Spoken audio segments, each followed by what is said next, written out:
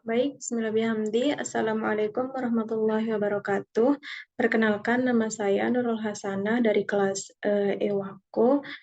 Pada kesempatan kali ini, saya akan mempresentasikan hasil ujian praktik saya pada AI Domain Data Science dengan judul Perbandingan klasifikasi model pada faktor yang mempengaruhi IPM dengan menggunakan random forest dan AdaBoost.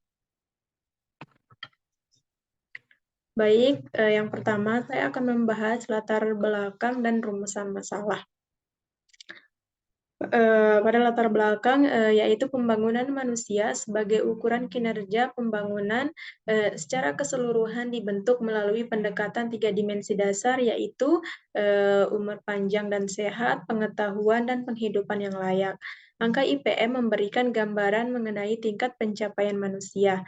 IPM di suatu daerah akan meningkat apabila nilai IPM yang tinggi menandakan keberhasilan pembangunan ekonomi di daerah tersebut. Kemudian pada rumusan masalah yang pertama, berapakah tinggi nilai akurasi yang didapat dengan algoritma random forest? Dan yang kedua, berapakah tinggi nilai akurasi yang didapat dengan algoritma AdaBoost? Kemudian yang tiga, algoritma manakah yang lebih baik untuk memprediksi indeks pembangunan manusia? Kemudian data dan variabel. Di sini data yang digunakan adalah data indeks pembangunan manusia.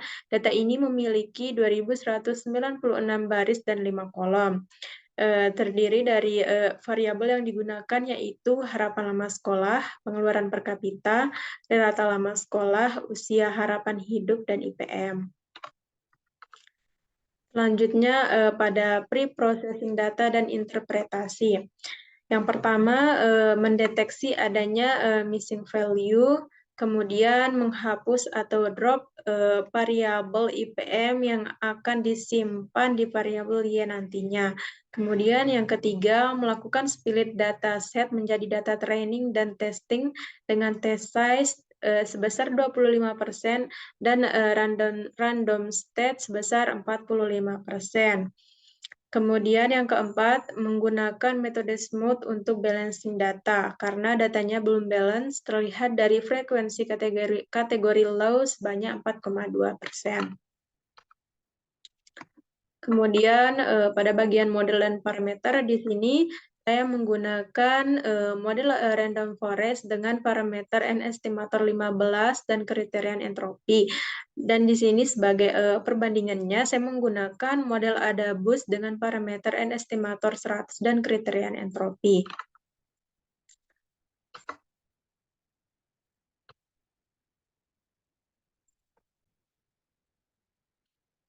Baik, di sini saya akan menampilkan kode program yang telah saya buat.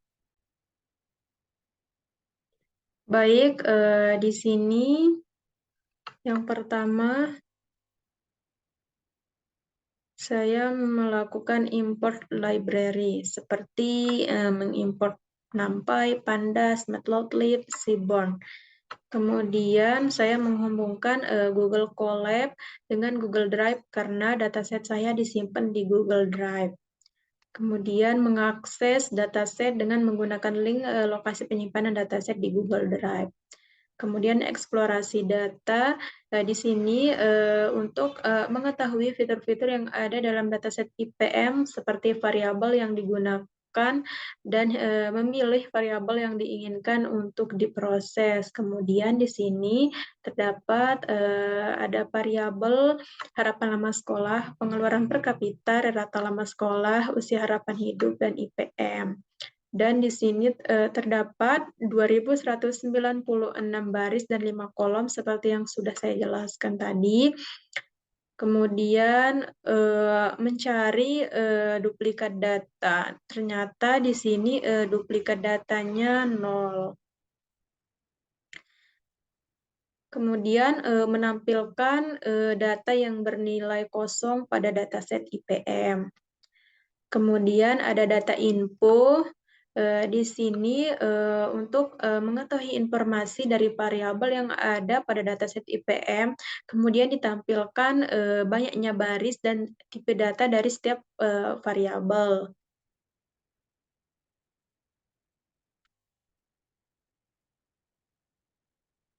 Kemudian ada data deskripsi. Dari data deskripsi ini terdapat dataset IPM untuk mengetahui banyaknya data, rata-rata, dan lain-lain. Kemudian menampilkan value pada setiap variabel dataset IPM. Di sini terdapat di variabel harapan lama sekolah terdapat 499 value, pengeluaran per kapita 1.930, dan rata lama sekolah 633, dan usia harapan hidup 1.054, dan IPM terdapat 4. Kemudian di sini mengelompokkan variabel kategori pada dataset IPM, dan di sini hanya variabel IPM saja yang berupa kategorik yang terdiri dari high, normal, low, dan lain sebagainya. Kemudian visualisasi data. Di sini saya memasukkan variabel-variabel atau variabel vektor dari IPM tersebut, dan juga diperlihatkan bahwa probability plotnya, yaitu pendistribusiannya tidak normal karena terdapat beberapa outlier, sama dengan variabel-variabel lainnya yang telah saya visualisasikan.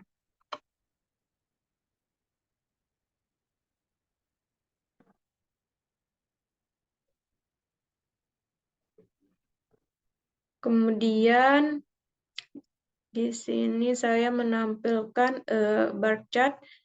Berdasarkan visualisasi yang ditampilkan, dapat diperoleh informasi berupa dataset memiliki frekuensi IPM tertinggi, yaitu kategori normal dengan jumlah 1.128 data, dan IPM terendah yaitu kategori low dengan jumlah 93 data.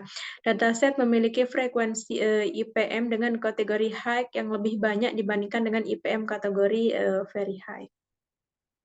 Kemudian menampilkan pie chart menunjukkan frekuensi dengan presentasi dari setiap kategori dari variabel IPM. Kemudian modeling menggunakan random forest. Di sini yang seperti yang sudah saya jelaskan, yaitu yang pertama, saya menghapus variabel IPM yang nantinya variabel IPM diinisialisasi sebagai variabel Y. Dan di sini saya membagi data training dan data testing dengan rasio 25% dengan random state sebesar 45%. Sehingga diperoleh dimensi dari data trainingnya sebanyak 1.647 dan data testingnya sebanyak 549. Kemudian modeling. Di sini saya menggunakan random forest dengan decision tree sebanyak 15 dan kriterianya menggunakan entropi untuk memperoleh informasi. Kemudian menampilkan confusion matrix. Di sini terdapat di training setnya sebesar 0,99 atau 99%, dan pada testing setnya mendapatkan 0,95 atau 95%. Kemudian di balancing data. Dari data training dilakukan smooth untuk balancing data karena seperti yang sudah dijelaskan, karena datanya belum balance. Di sini saya menggunakan random forest kembali dengan nama classifier RF2 karena sebelumnya sudah digunakan karena classifier RF1 sudah digunakan sebelumnya. Decision tree sebanyak 15 dan tetap dengan kriteria entropi.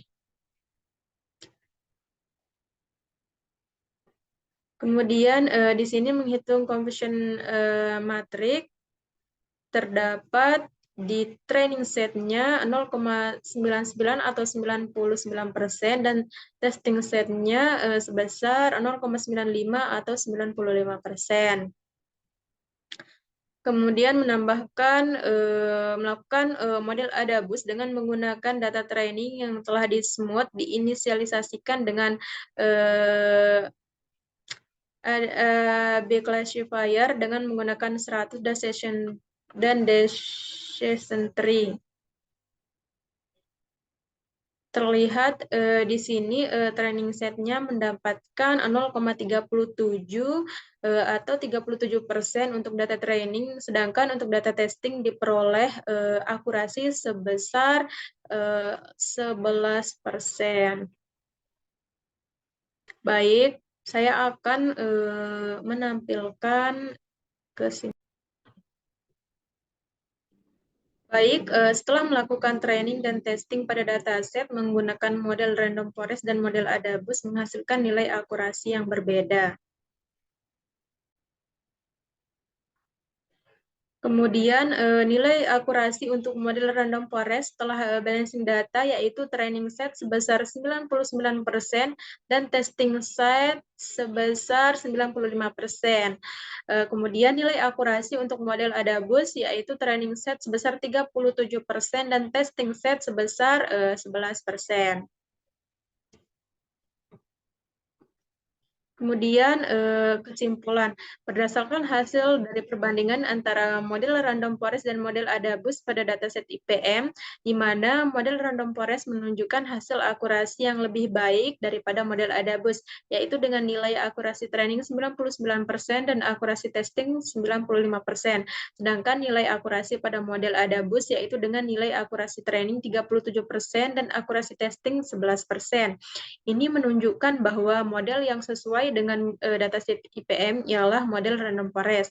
Hal ini dikarenakan performa dari model random forest cenderung mampu memprediksi sama baiknya di fase training maupun testing. Mungkin hanya itu yang dapat saya sampaikan. Sekian. Assalamualaikum warahmatullahi wabarakatuh.